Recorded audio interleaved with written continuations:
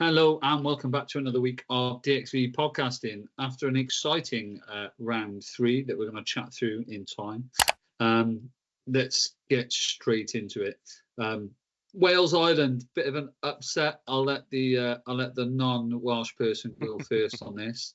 But let's be honest, Wales up at half-time going in. Anybody see that coming? I genuinely thought Wales might do it. Like, come half-time. I say I thought it. I hoped. Like, it's one of those times where I was like, A, my business partner's Welsh. B, if Wales beat Ireland, then that means that's just solidified England's run into contention for the title. So Wales could really have done England a favour there. That's probably why they lost.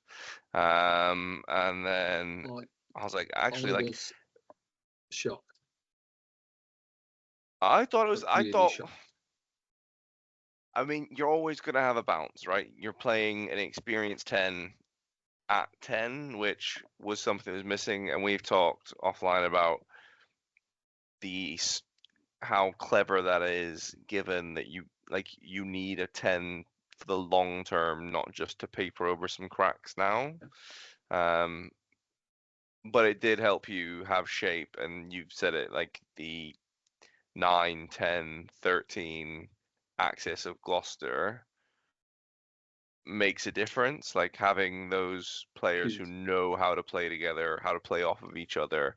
Your two playmakers come from the same, and that kind of synergy that you can basically just buy in and be like, thank you very much. But you looked more dangerous. There was actual shape to your attack. Defense was poignant. It was promising. I think Sherritt's in a difficult place, right? Because he can't put any real foundations in place, because like there'll be a new coach after the Six Nations. At the end of the Six Nations, yeah, he's. So he has just got to, like, they have. It's a very clear, like, he is there to paper over the cracks for the time being, until you can get someone to hopefully help solve the problem. I found it really difficult, not only to watch sort of the team, the shake-up, Sherritt coming in, choosing that, knowing that actually in the long run, in the short term, it's going to look a bit better. And it sort of came off in that sort of first half. And I did, like, it's that, don't give me hope, Jane, because that's what you've done. And then by the time sort of we saw it, Jared Evans, and I think by the time Aniscombe went off, we lost that shape a little bit. The inexperience showed through Ireland and their experience of how to close out a game, how to take the 3 points. Pendergast as still a young 10, but with a massively experienced squad around him. He's developing into a real good sort of player. I think that some attack from Wales was just good to see. I think in the last couple of games and the games before that, of like, there just hasn't been a shape. There hasn't been something to look at. So I think even if it is very sort of readable, some attacking intent from Wales, scoring points, was good to see. I mean, it is the first sort of home game in the Six Nations, playing away. So having them back at home and the sort of difference that makes, I think. It was I was surprised. At the same time, I think it always did look to me that Ireland were going to win. I didn't feel at any point as this sort of Wales have got this in the bag. It was a really sort of knowing that it is papering cracks and knowing that it's not with an eye with Gatland. What I think he was looking at was firmly looking at sort of future. And I'm not sure how at the end of the Six Nations or Aniscombe going off injured, and whether or not that continues or whether or not we're back into what is the shape that we were before. It's going to be an interesting game away to Scotland, that are a bit bruised and a bit annoyed, maybe a little bit. So no doubt when they get back at home in Murrayfield, they're going to come out absolutely flying. We'll see. It like France did, but France are also a top team, right? Like, and that's not a slight on Scotland, but at some point you've kind of got to start asking like, how good are you, right? Like as a team, when it's like how you have, it's always kind of nearly. And I think, and this is, and And I do not want to get into the refereeing conversation that has been I've been quite vocal about on our social media if you followed it this weekend. But I mean, test matches. I mean, Wales Ireland until the sort of penalties at the end, kicker balls taking them out, was a good test match. I think had a bit of everything. The England Scotland, although a bit scrappy and messy at times, not helped. Again, we're not mentioning the refereeing. But again, a test match, any match that is coming down to 1 point nowadays, is a strong test match between two sides. So I know people will point to like individual refereeing decisions, but I don't think that's actually the biggest impact that he had on the game. I think the biggest, in my opinion, the biggest impact he had was he allowed a lot at the breakdown. Like the breakdown was very much kind of a free for all. And when it's like that, it becomes really, really difficult to launch anything off the back of it because everyone's just slowing everything down. So the ruck speed is inevitably slow, which means defense is set, which means no attack can get going, which resulted in both teams reverting to a contestable kick game, which made it unpleasant to watch, right? 50-50 calls from like so it trying to knock a ball back rather than catch it, etc. Yeah. So it becomes something that this is why it's so important to have the breakdown relatively well refereed, because it actually allows, if you do it correctly, you can go through and create quick ball off the back of it, and you can create opportunities. Like the breakdown is the hinge upon which like your attack flips and spins, right? So if you can't get any purchase there, then, and I've seen like people criticizing Borthwick, and I don't understand why, because given that even he said like we didn't plan to play like that, the players decided on the pitch like this is what we've got to do because there's no way around this. Like we're just getting because Jamie Rich was having an absolute field day at the breakdown. A few little jump overs himself, a few like he was pinching balls here and there. I was like, well, you're in that case, you're just better off defending. Like if I can't guarantee that I can go through phases safely because the breakdown's such a free for all, then I'm better off defending. So I'll kick the ball to you, get you down that end of the pitch, free and hopefully fall in draw a defence penalty. benefits me. Yeah. Yeah, exactly. So I think that No, and why we seem to have quite nicely into the slid quite nicely into the England 16, Scotland 15, and without talking about Finn Russell getting his last minute conversion pushed further or closer to a sideline than it should have been. Without discussing that, overall, bit of a scrappy game, I thought. Yeah, but it's always going to be that way. I don't think either of you looked particularly comfortable in what you were. You could almost see at times what you both wanted to achieve, but I think you almost counteracted each other, like at certain points. And I think at certain points you were both your own worst enemies. It was a couple of individual calls. I was listening to the Telegraph podcast today, and I was like, actually, they made some really good points. Like, it's really weird. In the beginning, they chose to, so they came on, planned to attack apparently, and then realized they couldn't do it because breakdown's wild, so kick away. But then they started kicking for Slightholme to chase. Now, Slightholme is not an intuitive, like, that's not his game. Right? Like, so don't put on the other wing, you have Tommy Freeman, and that is his game. Like, he's very good at that. So kick to him, like kick for him to chase it. And they realized that in the second half, and they started getting a lot of pay. So they'd kick to down Freeman's channel, and Freeman would tear up the pitch. He's a big lad, and he covers ground well. Gets up on, he's either competing for the ball or he's taking you out man and ball. So you're now pinned back and we're exactly where we want to be. which is on top of you and forcing you to do something or hopefully give away a pen so we can kick for it. I think, like you've pointed to, the benefit of that is with any top tier kicker, anything inside of 45 really should comfortably be in range. Yeah. So that's kind of what the game became. But like you said, it was scrappy. It wasn't fun to watch. But this would be kind of my message to a lot of the fans who are like, "Oh, it was a terrible game." Like, it was a terrible game, right? But like, you look at that 2003 team that went away and won the World Cup, and they won a lot of games that they shouldn't have won, scrappy and ugly and horrible, because that's what you need to do sometimes. Sometimes you need to grind out a win. Absolutely, and again, looking back to like Ireland are the best of it. Looking back at sort of Ireland's test records and looking back at what they do in the last 20 minutes of a game, they find, and again, it's that finding ways to win. And although I do sit there and look at that score and I go for what is one kick and all of Russell's missed conversions and tries scored sort of by Scotland, I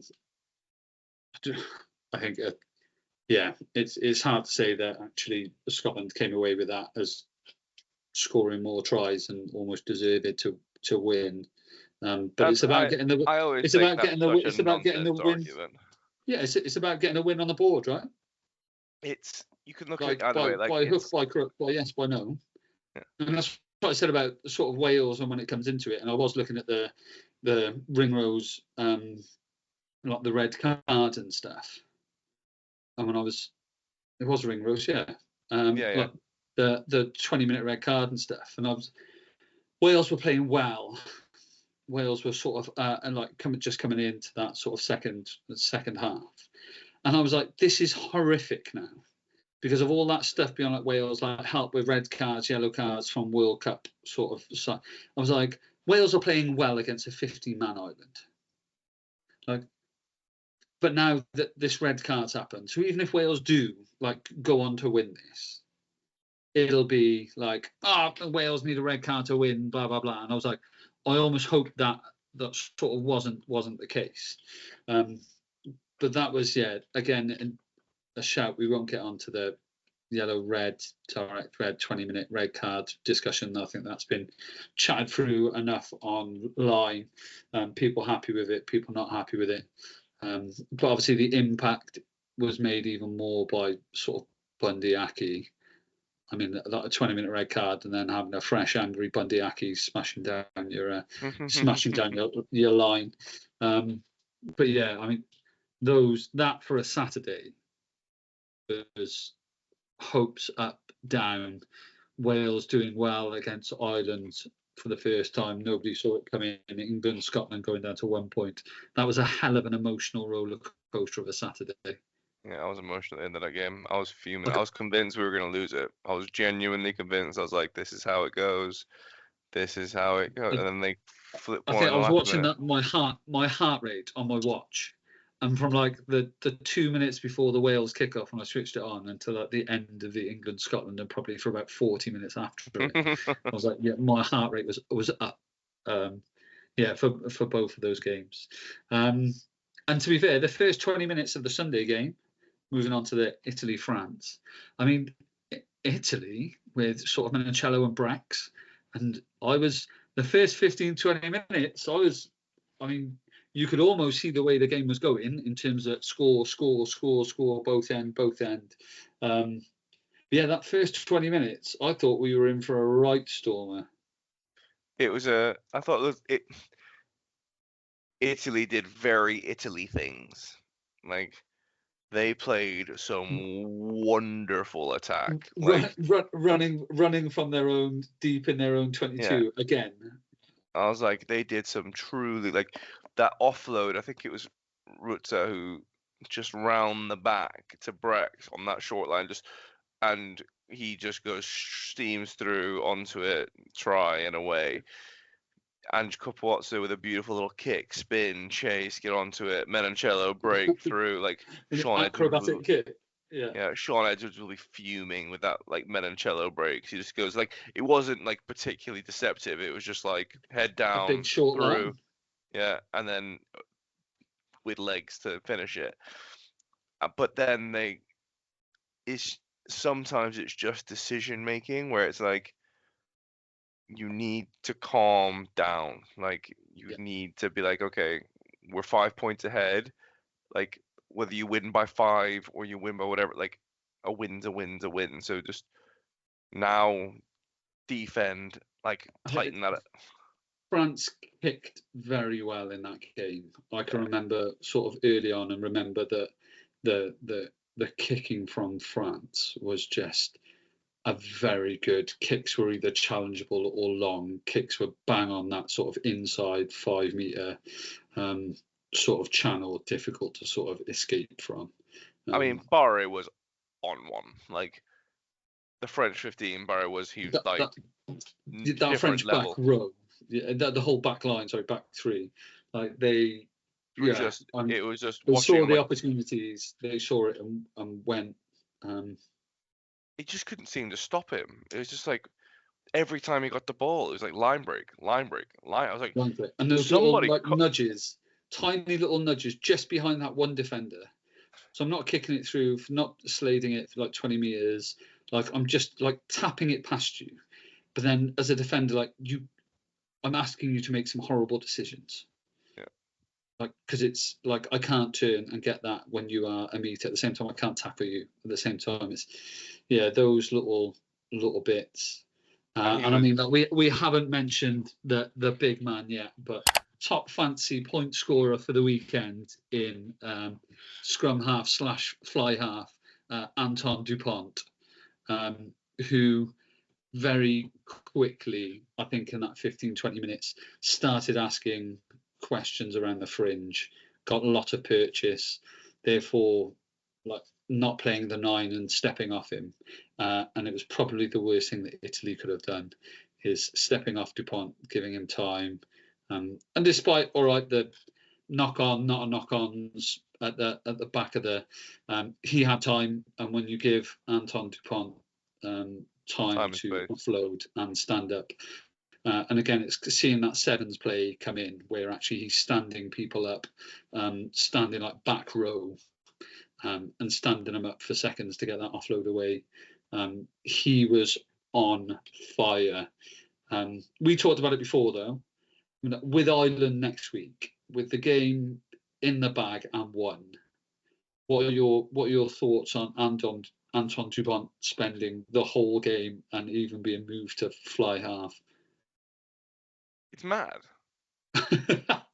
Madness. Like you, and with the backup you have, I mean, I wouldn't have picked Luku. I think Legaric is probably would be my second choice if it was me, but I don't pick the French team. But it's not like you don't have quality 9s behind him. And once you're 50 points clear, you're like, okay, like take him off. Well, 20 points clear, but like cool. Like thank you very much for your time, Antoine. He come off, right? Yeah, they took him off 50 minutes, get him off. Like don't get hurt, don't get a silly red, don't do anything silly that's gonna cost you your ability to play against Ireland, because he is your talisman. And against Jameson Gibson Park, like that's a matchup everyone wants to see, right? Like don't play him. He doesn't need to play the full 80. I think if they were playing next weekend, you would have seen him come off. And I think actually getting a full 80 out of him, knowing that actually you have got a week rest. I think if that Ireland game was next week and not the week after, I think we would have seen him come off. Even so, he just has to make one little silly step, right? Like one knee, one ankle, one tackle that goes a little bit awry. He goes into a ruck that he gets pulled out the wrong way, like, and then he just done, like, and then that's your talisman gone. Because whether or not you have backup, which they do, like, he's a talismanic player for them, right? Like, if you're Ireland and you're like, oh, Antoine Dupont's got injured, you're like, right, game is afoot then, boys. Like, yeah, at least that's what I'd be thinking. I'd be like, okay, like. And as soon as it gets to the point where France have got their tails up and France are offloading, with that back line and with a bit of broken play and the speed that they were playing at, became unattainable.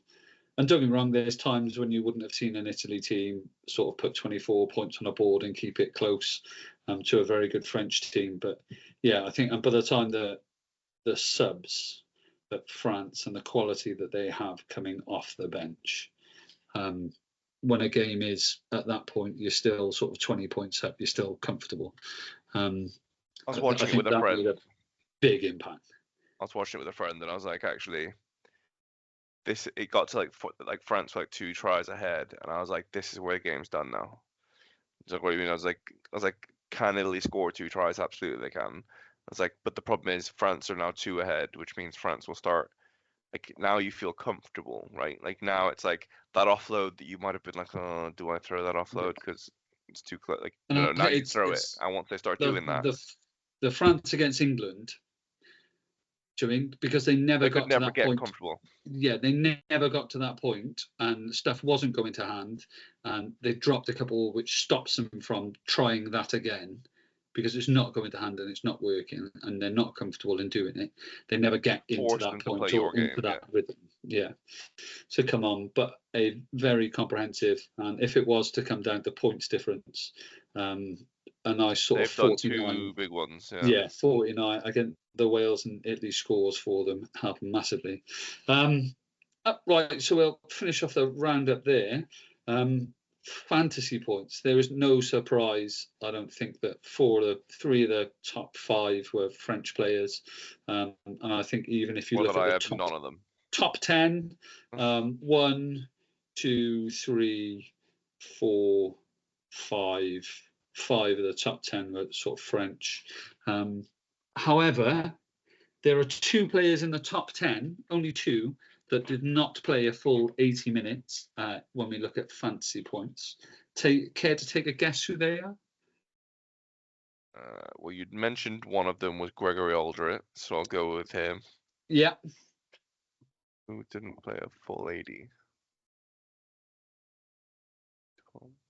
So Gregory Aldrit came in as the 4th highest point scorer this weekend.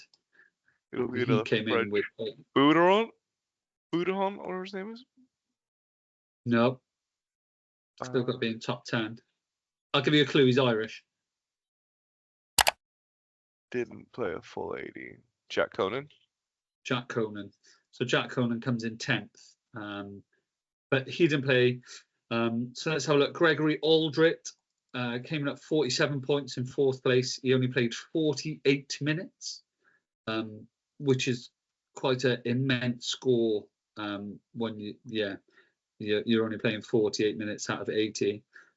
Jack Conan come in at 10th.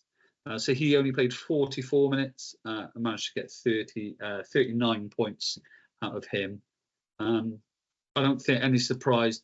Anton Dupont at the top, 90 points. I mean, if you captained him, if you look at the top of the leagues in the Six Nations Fantasy Rugby, you'll notice that quite a lot of the top teams have Dupont, if not captained, 90 points. If you captained him, would have got you 180 off that bounce. Van der Merwe in 2nd place, 62. Against England, a lot of people had him picked. Quite a lot of people had him captained. Barry Aldrit, Blair Murray for Wales. It was nice. He's the only Welsh person in the top 10. Blair Murray had a decent score of 45. I don't think there was many that picked him this weekend. I think a lot were similar to mine and yours. Fancy teams went quite heavy on the James Lowe, Matt Hansen, Irish backline, thinking that they were going to do wonders against Wales. James Lowe did nothing. Yeah. Sweet FA did absolutely nothing. But there are some other, no surprise, backlines. So Blair Klinghorn makes it in at 6, Moyafana, Antiso Gobo, Menoncello makes it in there, and that sort of rounds out the top 10. So yeah, congratulations. If you captained probably Van der Merwe or Dupont, you would have screamed some fantasy points. Annoyingly, I was going to put mentioning Van der captains. Merwe in. but then but I can't do it against England. I, I couldn't bring myself to do it. I said to you, I had Dupont and Pendergast picked, and I wanted to change something to save money, so I picked Jameson Gibson-Parr and Marcus Smith, because I thought the threat at fullback that he'd do. Absolutely got that wrong, and it cost me very dearly. Super subs. I've been trying to look through at some of the big super subs this weekend. Obviously, quite a lot of changes, some forced, some not forced early. But from what I can see, Ben Curry at 57. Doesn't surprise me. He did well. Ben Curry. It's followed by Jamie George just behind him at 54. And 57 and 54 for sort of super subs when I was looking in. Your super sub, you had McDowell, didn't you, Scotland? Yeah, he came in with 40-something points, which wasn't bad. Came in at 40 yards. It's not terrible, yeah.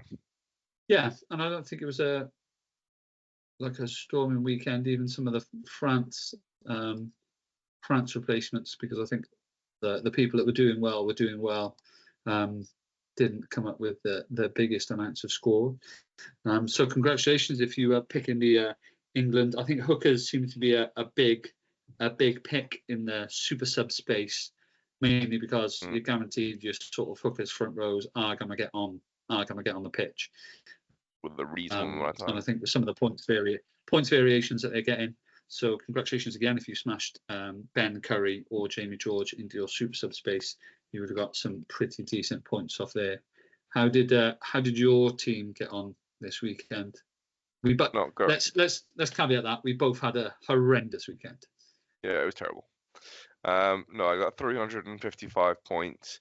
My entire back three. So I had Matt Hansen, who I don't know if he touched the ball because he came away with 10 points. I had James Lowe captained, and he got 38 with the captain.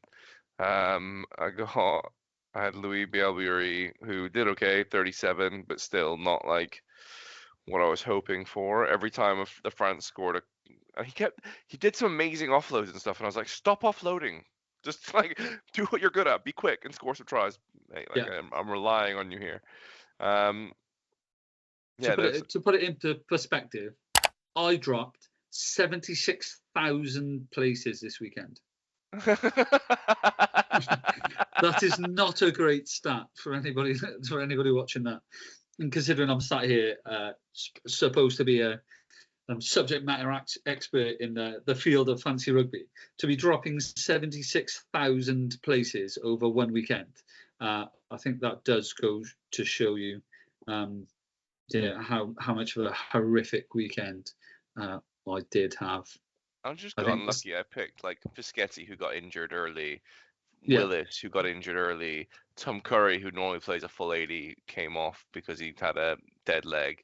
Like, it's just, some of it is down to luck. Like, once you start getting a bit of a run, you're like, oh god, this is all just going to pot. Yeah. And that, like, I'm pretty sure I'm cursed. Like, if you follow us on Twitter, you'll see I routinely do this. Like, I'll pick people, and within like 2 minutes into a game, they're injured. So I've just stopped now picking my favorite players because I'm just worried that I'm going to damage them. So Fischetti, I'm sorry. Tom Willis, I'm also sorry. Yeah, I had some horrific. Fischetti, 7 points injured. Antonio got me 3 points. Tom Willis injured, 10 points. Matt Hansen, 10 points. But Johnny Grave for Scotland got me 11 points. So again, there's like 5 people in my team straight off the bat that are not getting above 10 points, which is pretty horrific. Captain James Lowe thinking that he was going to do wonders against Wales and didn't. And I was struggling for sort of points this weekend, spent them in the wrong places. But I had Finn Baxter as a sub. But again, only came on, scored 5, which got me 15 as a super sub. Baby-faced assassin. I do love that guy. That's such a good name for a player. If nothing else, like, that's a winner, right? Like, what's your nickname? The baby-faced assassin. And it just becomes like such a big thing for like commentary when he comes on. Yeah, Um, yeah, exactly. it's a bit of, yeah, it does make it quite funny. Yeah, this weekend fancy was changed. So the top of the Six Nations Fantasy League is Dragon Slayer, funny enough, up 132 places. So yeah, congratulations to him. Quick shout out to the DXV League. So if you are playing fancy rugby, the Dream XV Rugby League is open, so you're more than welcome to join. And definitely join if you've got more than 1,477 points.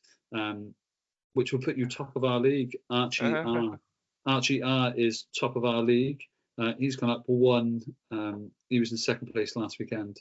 And Al Troida, who was in first place last, extra bonus points for having a cool, fancy name. He's dropped 4 points this weekend. So unlucky to him. DXV League, both me and you, Chris, had quite severe drops, I think. You dropped 37 spaces. I dropped 35 spaces, which is better than the 76,000 in the National League that we dropped. Yep. Fantasy rugby is a cruel, cruel mistress. I'll be back next week. Yeah, as we all don't know, and next week it's all to play for again. So looking at not next week, the week after, looking at round 4, some interesting games. Ireland France is probably the what we'd like to think of the main event for that weekend. Obviously, two sides. France coming off the back of that win. Ireland with just legacy of being one of the best teams in the Northern Hemisphere.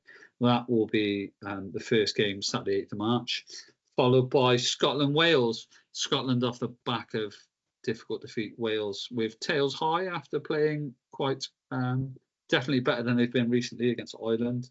So that's going to be interesting. Followed by England-Italy. So should we go straight into predictions, Chris? Let's do it. Let's do it. So clearly, if you missed the podcast last week, Ollie is supposed to be on a podcast with him. He's currently moving house, and in his defence, his house is fully boxed up and being driven across the country. However, given that such nice blokes me and Chris are, we will clearly pick his predictions for him again this week, as is the Top Gear rules that we're going by. So Ireland, France for Ollie. What are you thinking, Chris? Ireland, France. You know, the annoying thing is you can't think of anything funny because all the results are entirely possible. If Ireland put 30 points on France, you could see why. Yeah. If France put 30 points on Ireland, you could see why. Yeah. If there was a draw, if I said a draw, I'd be like, yeah, it's reasonable. Like that could happen. Come on. So this is one where it's actually really difficult, like actually to stitch him up.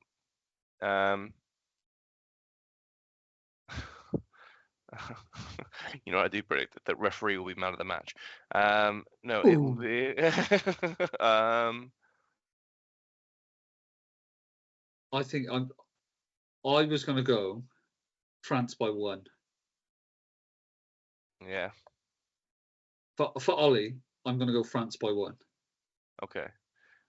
I actually think France will win it. Or okay. I think/hope, same thing. Sorry to any Irish people who listen to this, but I need Ireland to lose, and this is the only opportunity that's really going to happen for England to still be in the running to win the Six Nations. So you're going France by how many, Chris? Allez les Bleus. I'll go. If France win, they won't win by 1. They'll win by 5.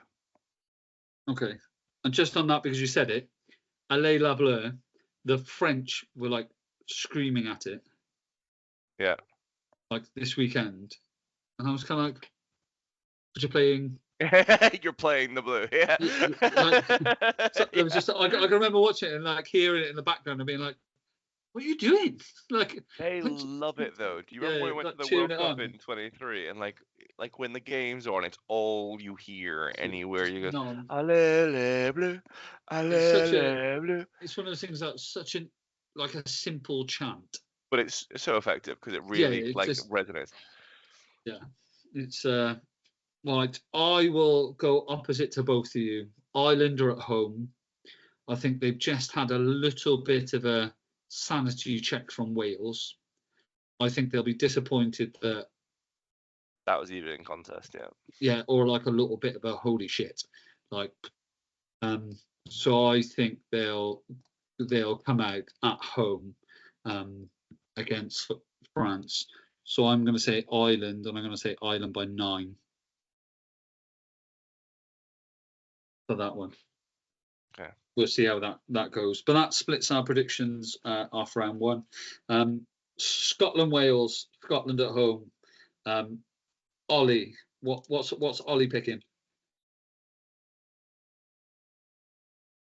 I think Ollie, after watching like Wales play, I'm feeling that he's thinking Wales by like 20. Yeah. I'm actually thinking Wales might have a crack. I'm not joking. Like, not even trying to be funny. Like, I think Wales might have a crack. Because I'm thinking about it. You've got to have a look at the games that are left for Wales. So you've got Scotland and England. And Yeah. I think when you do look at that, you've got Scotland away and England are at home. You're playing Scotland away, and then you've got England in Cardiff. So I think the focus has to be on winning one of them. And I'm not sure at this point whether it's the Scotland away or the England at home that's more likely. But I do think that Wales have got some tails up, and I hope that there's a bit more confidence in the team to go out and play some. Wales have a bit more confidence. They'll feel buoyed by all that. The media has been lovely to them this week about how great they were and how well they played. So they'll be feeling all good, warm and fluffy. Scotland, however, will be feeling dejected, miserable. And it's like, how do you respond to that, right? Like, do you shut down and be like, well, the world's against us. Like, well, the game's like the tournament's done. You can't win the tournament now because you've lost to Ireland, you've lost to England. Do you just kind of meh? In which case, Wales have a real chance, or they can do what France did and come back angry. And if they come back angry, they'll destroy Wales. At home. Yeah, they'll tear Wales apart. With an a cappella national anthem and bagpipes blazing. They do have the best national anthem. Like, I know. To be fair, I do love the Welsh. I do love I do enjoy the Scottish. I think everyone talks about the Italian national anthem and the French national anthem. I think they're too long. I don't know what they're saying. It's just a lot of band music. I quite like. We've suddenly gone off Ollie. Scotland versus Wales. Ollie's going to back Wales with Nicky Smith being the exclusive scorer, and he's going to score all 30 of Wales' points. 30. Wales by 30? Yeah. Well done, Ollie, and thank you for backing Wales. So Wales on for a big score against Scotland. You, Chris, Scotland, Wales. I genuinely think I'm going to say, to hell with it, let's have some fun. I'm going to say Wales by 3. Okay. I am ever the pessimist when it comes to Welsh rugby, and without seeing that Aniscombe is back in to give us the start that we had last time, I think away in Scotland, not at home, will matter. So I'm off the back of that Scotland defeat to England and the loss of the Calcutta Cup by 1 point. I think they're going to come back out with something. So I'm going to say Scotland by 8. How many tickets do you think have been sold at Murrayfield to Welsh fans since last weekend, though? I think a little bit of hope. Murrayfield it's always a cracking day out.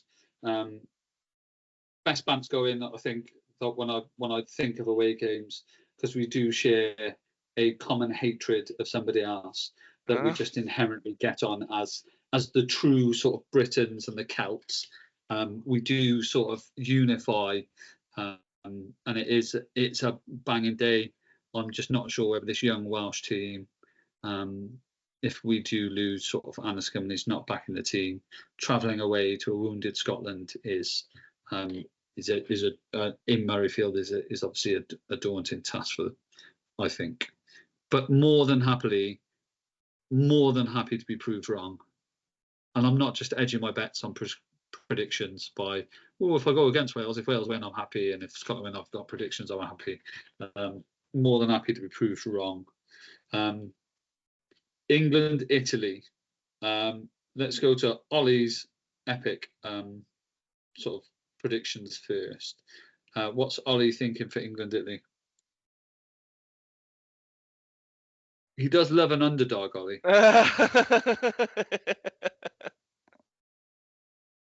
He does love an underdog. And Italy had a big first 20 minutes. I don't know, Italy by some outrageous number, Italy by 20. I am genuinely a little bit scared. A little bit scared by Italy. I don't think Ollie has got Italy by 20. I think he's got Italy by 13. Okay. Because that's so much more realistic than Italy by 20. No, I am legitimately, because like if I'm Italy, there's only one scalp left in the Six Nations that they've never beat, and it's England, right? So like, and they've now not been able to back up the tournament they had last year so far. So now you need something. Is that the stat? I didn't realise that stat. Is that I'm the only pretty sure thing? it might. It's either us or us and Ireland. Italy. They've never beat. I know Italy's never beat England. There's some interesting Six Nations stats. Has Italy ever beaten Ireland in rugby? Yeah, they have. So it's only England left that they've never beaten. Okay. Interesting. Because we know it's not Wales. So the for the purpose of time only, I'm not going to react to that. They've definitely beat Scotland. They've definitely beat France. No, I think it's I'm not but sure. But I'm genuinely scared. That's a scalp that you'd like to. That's a monkey you want to get off your back, right? I'm quite happy to jump in here and give mine before yours. That Italy did, and again showed that sort of 20 minutes showed that they can sort of are dangerous and can get in there. But I think England at home, Italy coming out, I would still at the end of 80 minutes. I still think England will win, but I'm scared. Like I'm a little bit worried. At the end of 80 minutes, I would still back an England win, even with the dangerous Italy. I'm quite happy to jump in, and I'm going to say England by 20. Yeah, I'll go. I think England is a statement win, so England by 25. And that's bold. I am genuinely worried though. Like there's a world in which I could definitely see Italy turning over England. There's going to be a last. I think there's going to be a bit of a battle, maybe up until sort of half time. But I think the kicking game on England, which is the one thing that Italy couldn't match with against France, I think the sort of that kicking game, and I think in the last sort of 25 minutes, there's going to be a flurry.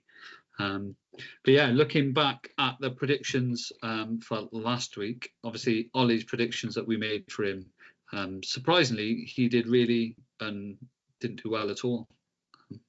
Yeah, he did poorly. Wrong. Must be better. I think just on points, I think me and you both picked the correct winners of each game. But I think because I picked such a big win for France, I think on points wise, I just about pipped the predictions title for round 3, which is I got pretty close by Ireland, which is I got pretty close in the Ireland versus Wales game, which is not bad. You said Wales, didn't you? Yeah, you did get closer.